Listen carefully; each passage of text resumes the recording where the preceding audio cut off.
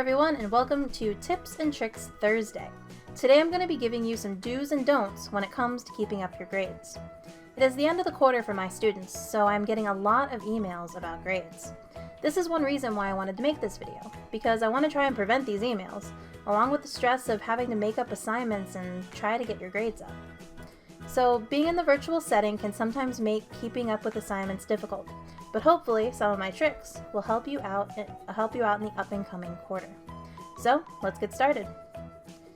Don't email your teacher on the last day of the quarter asking to bring up your grade.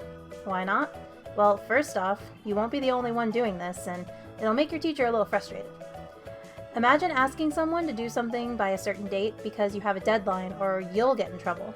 But then that person doesn't do what you asked and you are both scrambling to get something done before you both get into trouble.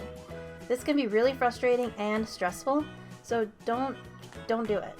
I can't even begin to tell you how many emails I got saying, "Hey, Ms.Murray, how can I bring up my grade?" And my grades are due, Monday. It can be very, very frustrating. Okay, next. Do email your teacher if you're having trouble with assignments when they are assigned. Now, just because I say don't email your teacher on the last day of the quarter doesn't mean not to email them any other time.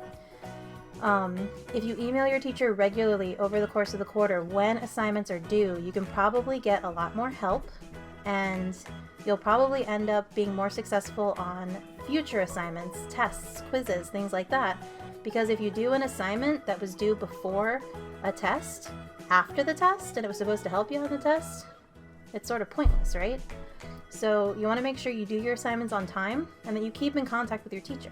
If you're having trouble with something, ask for help.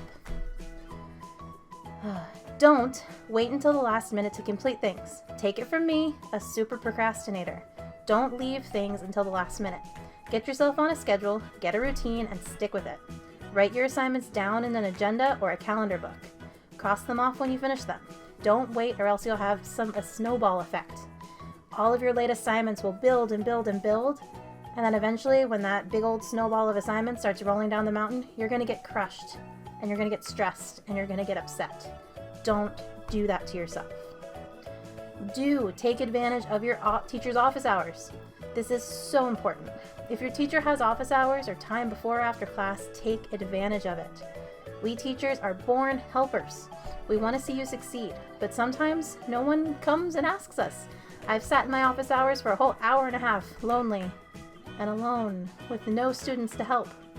We make ourselves available for you. So please come to office hours, ask questions, get answers, and help yourself be successful. So, in summary, to keep your grades up, stay in communication with your teacher. Ask questions. Go to office hours. Don't leave things until the last minute. Don't email your teacher the day before grades are due asking for help. It is your job as a student to be responsible for your grades, not your teacher and not your grown-ups at home. You can only be as successful as the effort you put in. Okay guys, that is all I have for you today.